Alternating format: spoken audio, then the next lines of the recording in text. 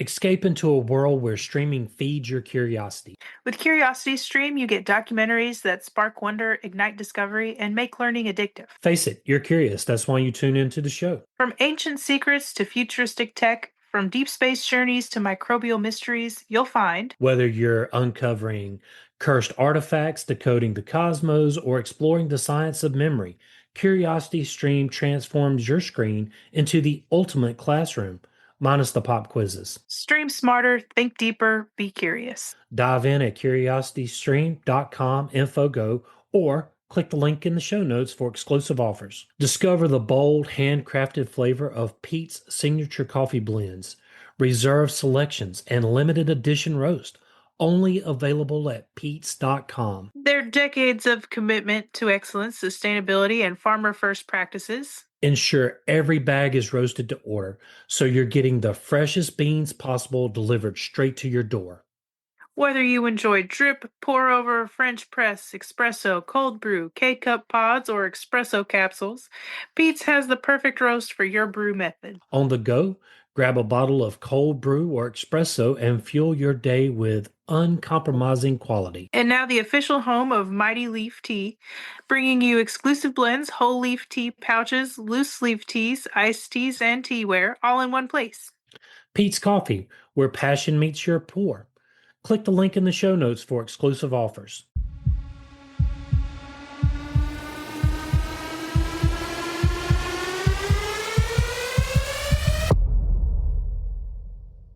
Hi, I'm William. And I'm Kat. And that makes this Info on the Go. Answering questions you want to know. So, Kat, have you ever heard of a little event called the Boston Tea Party? Who hasn't heard of the Boston Tea Party? It was a pivotal event in the lead up to the American Revolution. So I guess we're talking about Massachusetts, the sixth state to ratify the United States Constitution. Capital is Boston, and it's nicknamed the Bay State.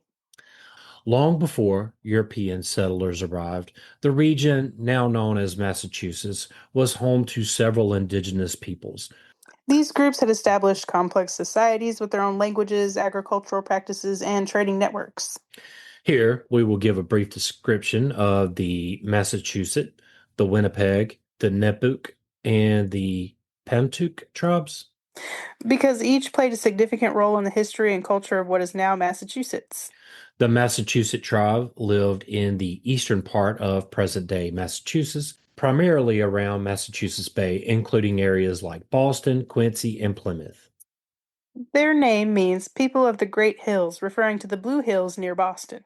They were part of the Algonquian language family and lived in villages governed by leaders called sachems.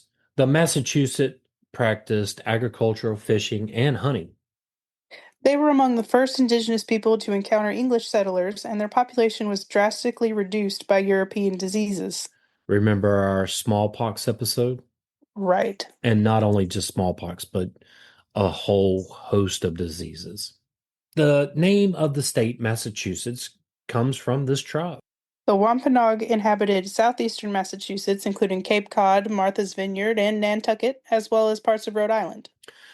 They are best known for their early interactions with the Pilgrims at Plymouth in 1620, and for the role of their leader, Mesquite, in forming a peace alliance with the settlers. Hey, there's your first Thanksgiving, right? Right. The Wampanoag were farmers, fishers, and hunters, and lived in semi-permanent villages. They spoke the Algonquian language as well, and had a rich spiritual and cultural tradition. The Wampanoag were heavily involved in King Philip's War, led by Massachusett's son Metacom, or King Philip, and suffered major losses.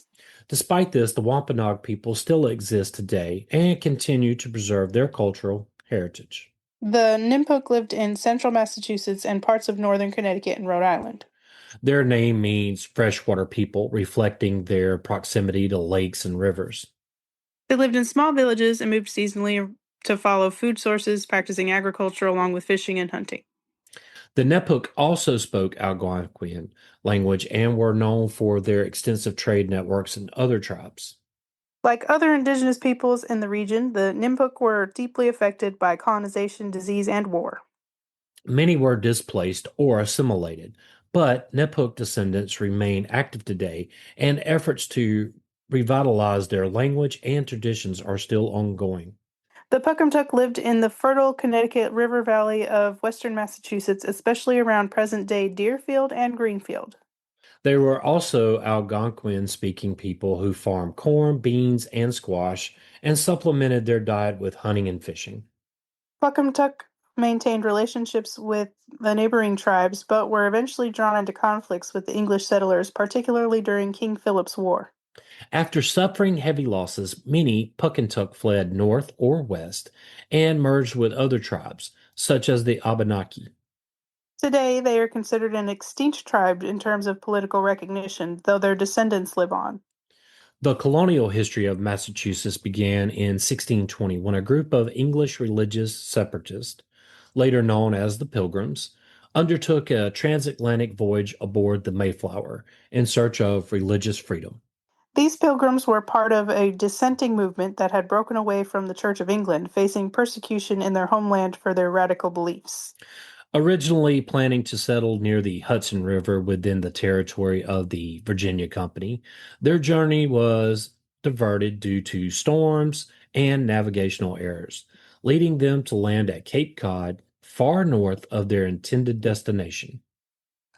Realizing they were outside the jurisdiction of any established English government, the settlers recognized the need for a governing framework to maintain order and cooperation in their new community. On November 11th, 1620, while still aboard the ship, they drafted and signed the Mayflower Compact, a foundational document that established a form of self-governance based on majority rule and mutual consent. This compact was a landmark in colonial political development, setting a precedent for democratic principles and collective responsibility among settlers. The Pilgrims established their own settlement at Plymouth, where they faced immense hardships during the first winter, including severe food shortages, disease, and exposure. Nearly half of the original colonists died. Hey, Yeah, I mean, it was a tough time. probably, yeah. I mean, exposure, like, surely they didn't have time to like build sturdy shelters and gather food. Like they were expecting to land at an already established place or close to it, Right. and they're way off the mark. And there's no doctors, there's no cars, there's no antibiotics. Yeah. You know, it just, that sounds terrible. Mm. Survival was made possible through the help of local indigenous peoples, especially Tisquantum or Squanto, a member of the Patuxet tribe who spoke English and taught the settlers how to cultivate corn, fish, and navigate the unfamiliar terrain. The successful harvest of 1621 led to a feast shared with the Wampanoag, an event that later evolved into the modern narrative of, you guessed it, Thanksgiving. The founding of Plymouth Colony marked the beginning of permanent European settlement in New England and laid the groundwork for the later development of Massachusetts Bay Colony and other English settlements in the region. The Pilgrims' emphasis on faith, community, and governance would become central themes in the cultural identity of early Massachusetts. In 1630, a more ambitious and systematically organized wave of English colonization took shape with the founding of the Massachusetts Bay Colony. This effort was led by John Winthrop, a well-educated and devout Puritan lawyer who famously envisioned the new colony as a city upon a hill, a moral example for the world, rooted in strict religious values and communal responsibility. Winthrop and approximately 1,000 Puritan settlers set sail aboard the Arabella and a fleet of 11 ships, bringing with them not only families and supplies, but a clear political and religious vision for their new society. Unlike the Pilgrims of Plymouth, who settled without formal royal approval, the Puritans of Massachusetts Bay carried with them a royal charter granted in 1629 to the Massachusetts Bay Company. This charter gave them the legal authority to establish a colony and govern themselves, including the unusual right to relocate the company and its government to New England. This autonomy allowed the settlers to create a self-governing colony, independent from direct oversight by the English crown or corporate directors in London. It became one of the earliest examples of a representative government in the New World, with a general court that evolved into a two-house legislature. The Puritans established Boston as the capital, and the city quickly became a hub of political, economic, and religious life in New England. The colony was characterized by its strong theocratic governance, where church membership was often a requirement for political participation, and public life was deeply intertwined with religious doctrine.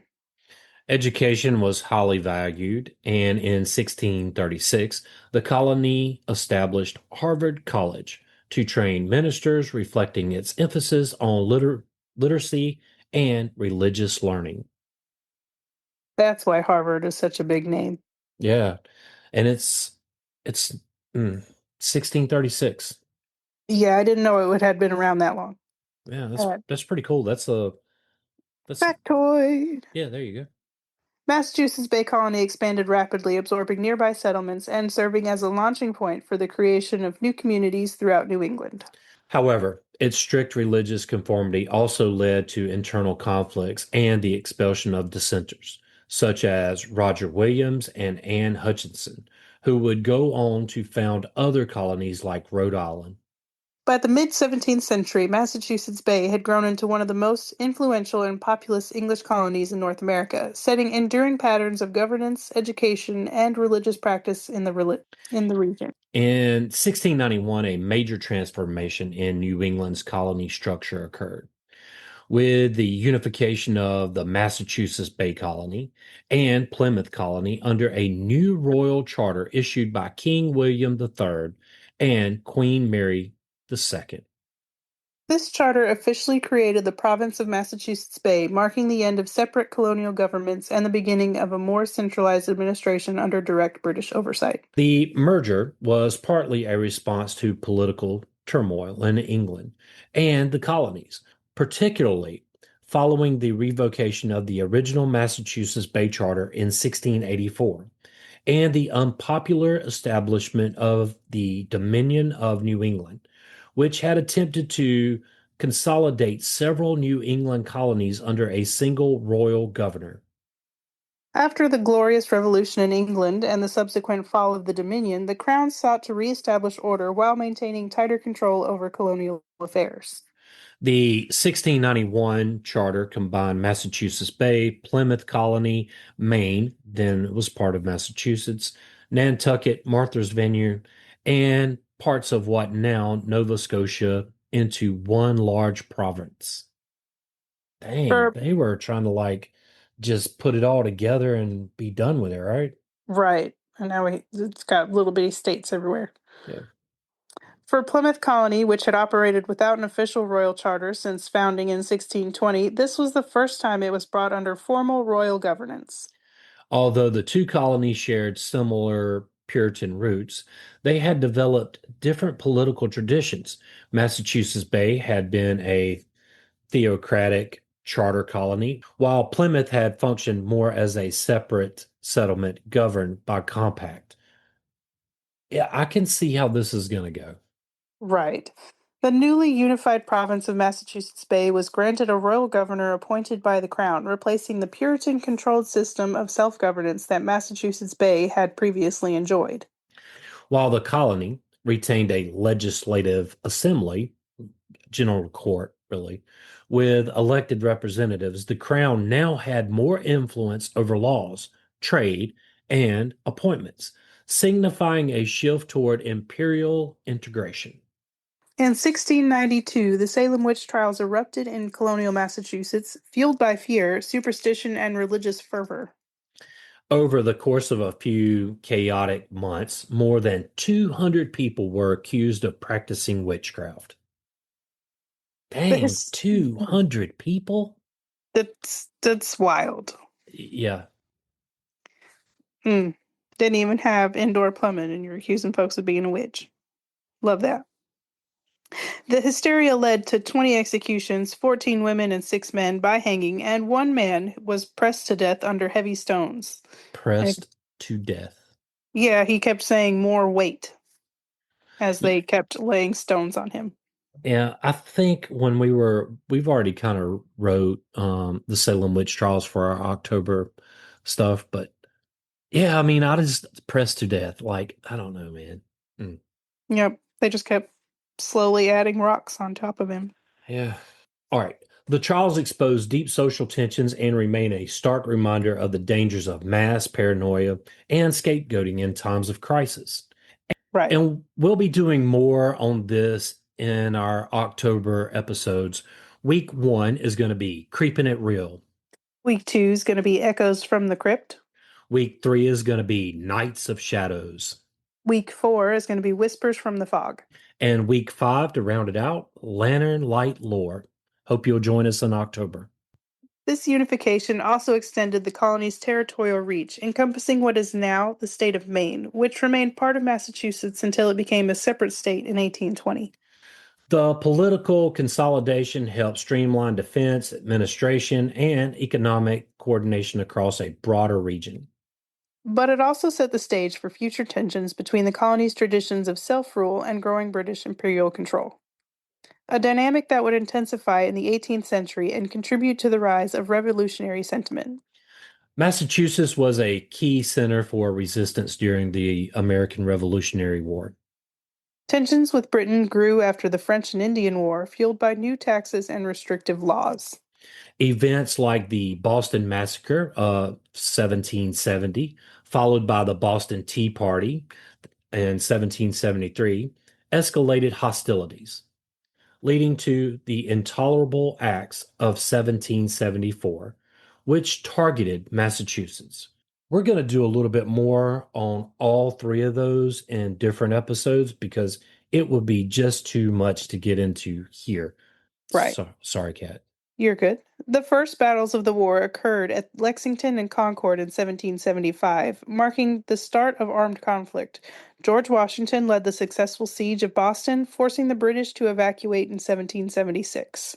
Massachusetts also contributed to the war through privateering, disrupting British trade.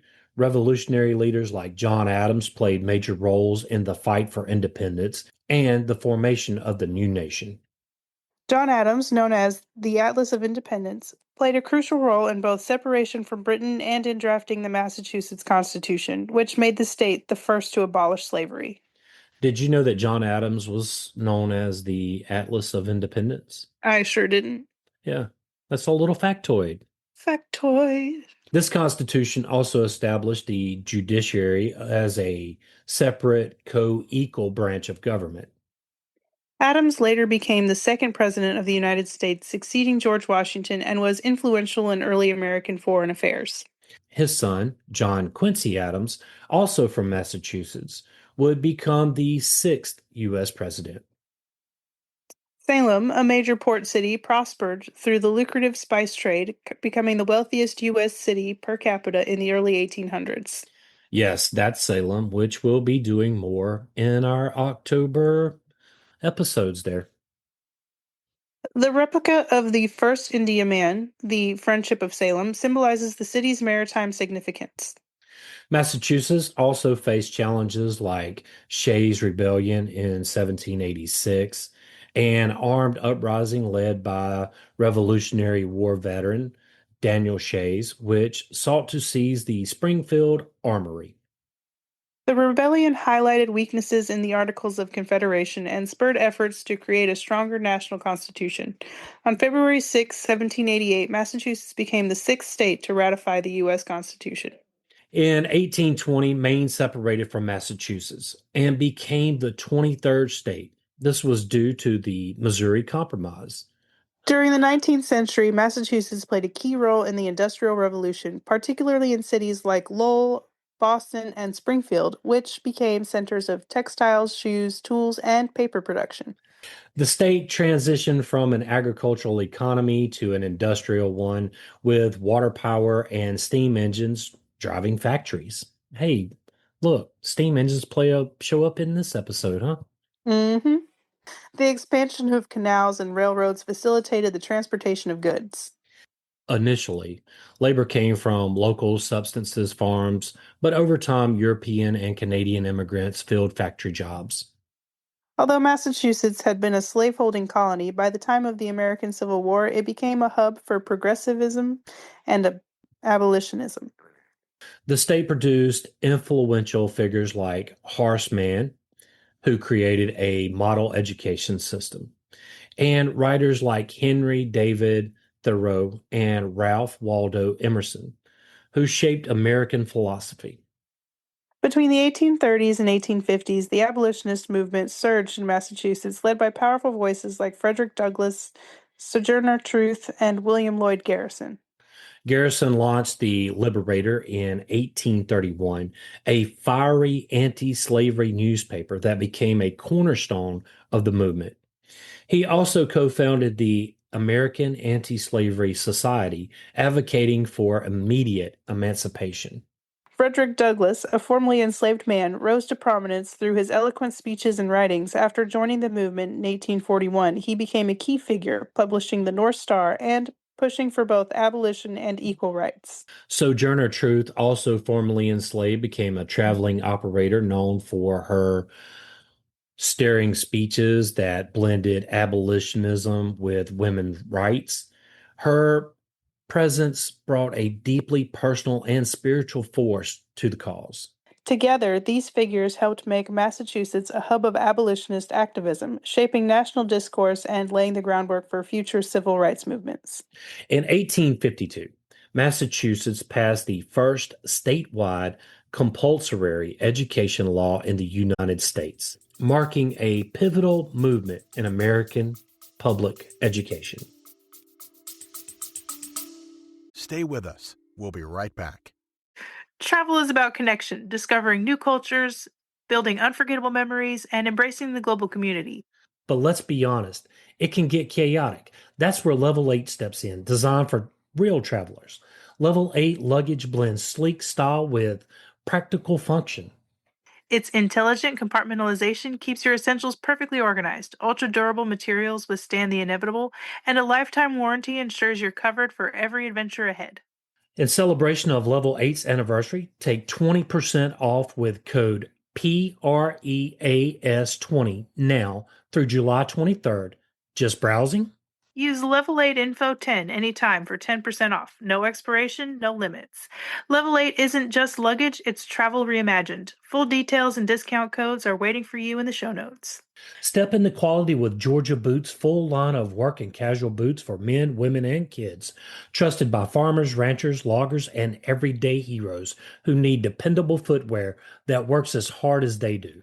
From the job site to the great outdoors, Georgia boots are built tough, worn proud, and now easier to get than ever, with free shipping and returns on orders of $50 and up. And with prices you won't find anywhere else, there's never been a better time to find your perfect fit. Built to last, priced to move, worn by those who keep America moving, step up your footwear game today with Georgia boots.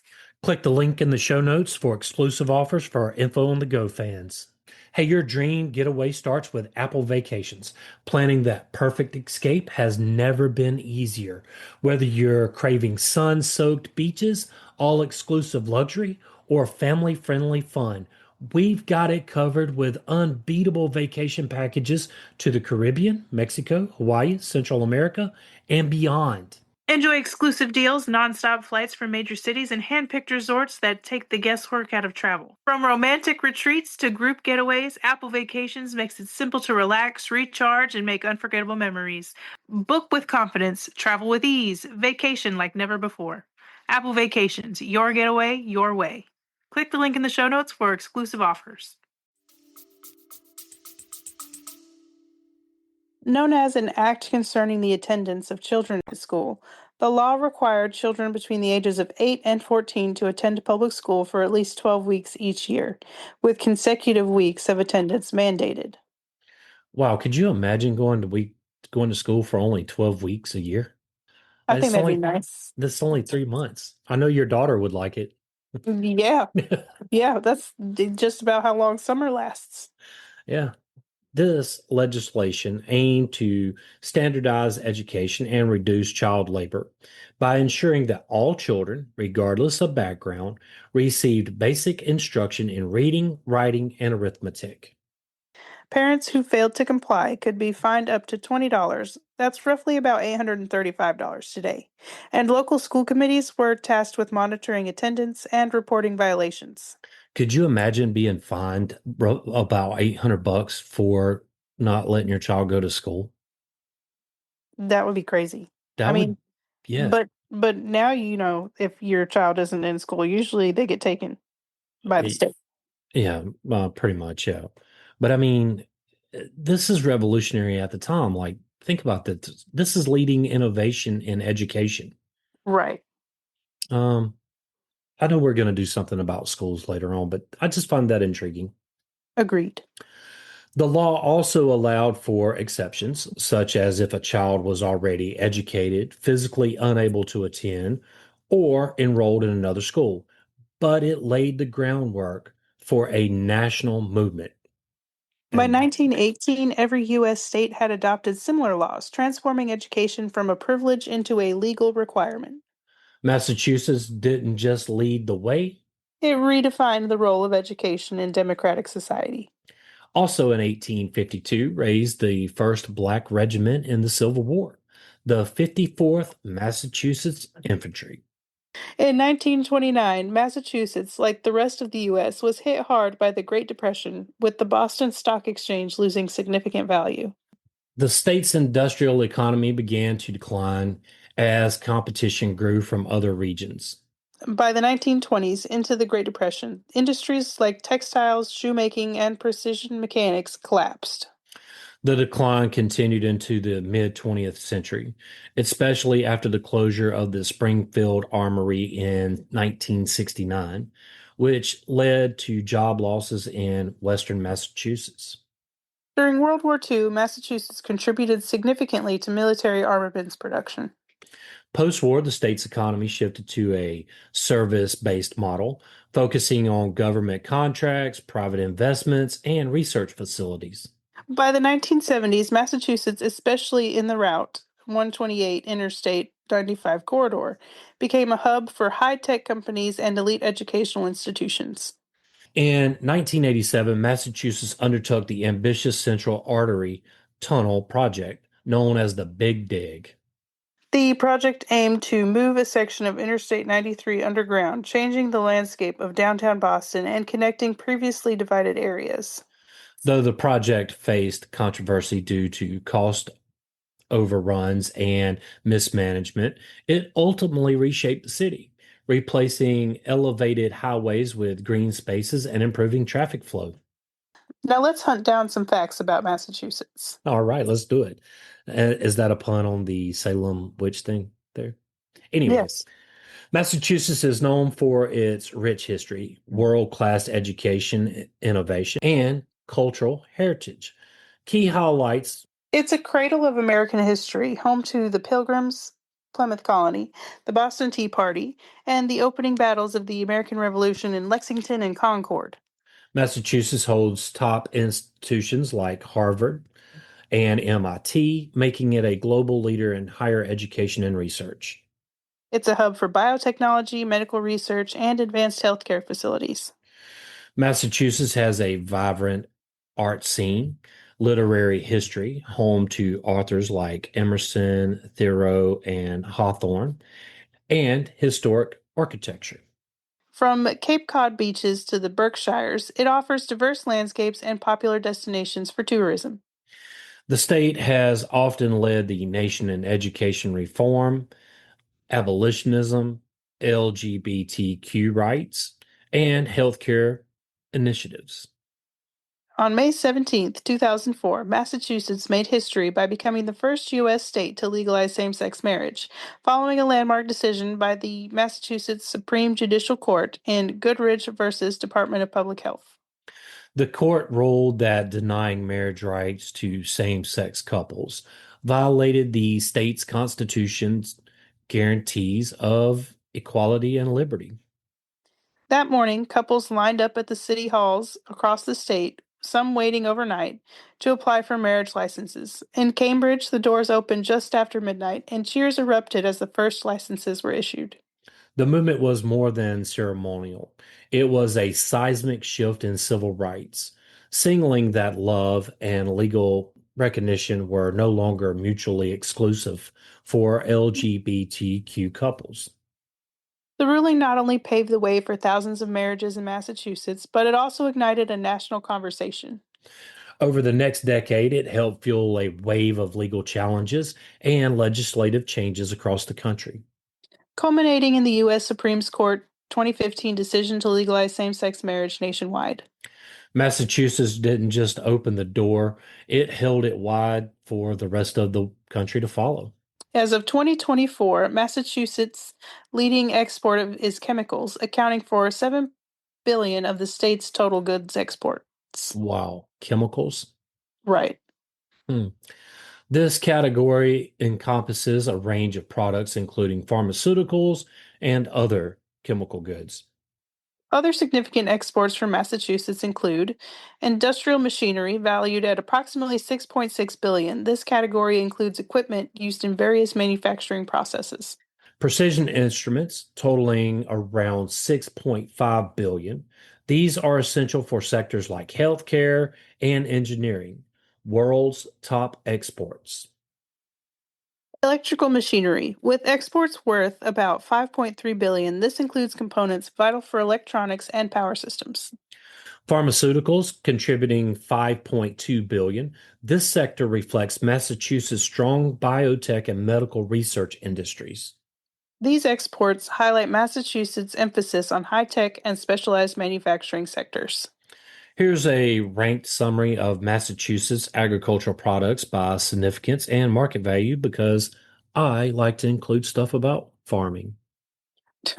Top agricultural products by market value are cranberries. Massachusetts is number 2 in the U.S. for cranberry production. Wisconsin produces the most cranberries in the United States. In fact, it accounts for about 60% of the U.S. cranberries. Wow. Dang. Wisconsin has got it going on. Right. Iconic crop, especially in southeastern Massachusetts, agriculture includes oysters and quahogs. A quahog is a type of hard-shell clam, especially a northern quahog found along the Atlantic and Gulf Coast. They are also known as hard as clams, round clams, or chowder clams. Hmm. The name quahog is a Native American term, particularly used on the Cape Islands and in Rhode Island. Which is important to the coastal economy. And I thought this was really interesting. Yeah, I didn't know a lot of the people that came out of Massachusetts. Yeah, I didn't Well, either. I knew of them, but I didn't know they all came from Massachusetts. You know, the fact about John Adams and the fact that Massachusetts has the, really high export of pharmaceuticals just goes to show you really don't know much about states until you really start digging into them. Right, right. And you know what? The other thing about Massachusetts, the Salem Witch Trials, like that Hmm. that is iconic. It is. I mean, we're still talking about it hundreds of years later. Yeah, I can't wait to our October episodes. Me either. And Yeah. I've been to Cape Cod. Oh, have you? Yes, I have. Did you get you a quahog clam? I did not. Do you eat clams? Nope. That's probably why you didn't get one. Nope. Sure Clams didn't. are I good. got some saltwater taffy. I visited the tide. Excuse me. I visited the tide pools. Saw some little nurse sharks or tiger sharks. I saw big snails, like the biggest snail you've ever seen come out of the ocean. I bet that was interesting. It was crazy. My mom had all kinds of pictures too, but she went to go reach down for a seashell or something like that in the water and dunked it by accident. Mm, that's So usually the way that goes. yeah, no more camera after that. Yeah. And um, nowadays everything's on your phone. You can upload it to the cloud. That way, if you lose your phone, you can retrieve your pictures. Back in the Yeah, day, if you lost that no. roll of film, it was gone. Yeah, well, that wasn't. We didn't have. It wasn't a film camera. It was like one of the first digital cameras. Oh, okay. So I mean, it was just all electronic, and the saltwater was just not good for the Yeah. camera at all. Massachusetts it just has a lot of rich history. It does. It does Yeah, for being a very small state. It does. absolutely. That's pretty much all I've got. Me too. If you would like to support this podcast, Click the Patreon links in the show notes. William and I want to thank you for listening. Yes, thank you. Join the Facebook group at Info on the Go, Share with us your show ideas. or ask us a question. Subscribe and follow us wherever you get your podcast. Send us a text using the link in the show notes or leave a review. Email us at infoonthegopodcast@gmail.com. And yes, that is all one word. Till next time. Stay curious.